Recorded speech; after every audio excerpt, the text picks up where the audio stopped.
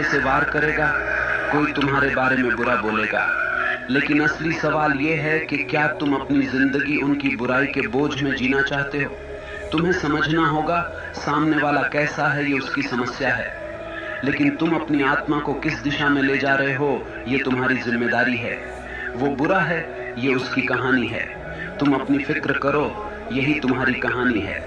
अगर तुम अपनी ऊर्जा दूसरों के दोष खोजने में, दूसरों के पाप गिनने में लगाओगे तो तुम्हारा जीवन कब खत्म हो जाएगा तुम्हें पता भी नहीं चलेगा।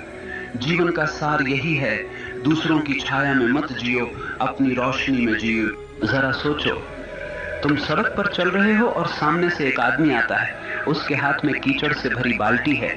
अचानक वो बाल्टी पलट देता है और कीचड़ तुम्हारे ऊपर गिरा देता है। अब तुम्हारे पास दो रास्ते हैं। पहला ये कि तुम वहीं रुककर चिल्लाने लगो, उसने मेरे साथ ऐसा क्यों किया, उसने मुझे गंदा क्यों किया, और पूरा दिन उसी गंदगी के बारे में सोचते रहो। या फिर दूसरा रास्ता यह है कि तुम तुरंत जाकर नहा लो, अपने कपड़े बदल लो और अपनी यात्रा पर आगे बढ़ जाओ। अब सवाल ये है कि समझदारी किस में है, पहले में या दूसरे में। लेकिन जिंदगी में हम क्या करते हैं, हम पहला रास्ता चुन लेते हैं। कोई हमारे साथ बुरा कर दे, धोखा दे दे, अपमान कर दे, तो हम घंटों, दिनों, यहाँ तक कि सालों तक उसी कीचड़ में पड़े रहते हैं। और धीरे धीरे वो कीचड़ हमारी सोच को सड़ा देता है, हमारे चेहरे से चमक छीन लेता है और हमें भीतर से खोखला बना देता है। असल में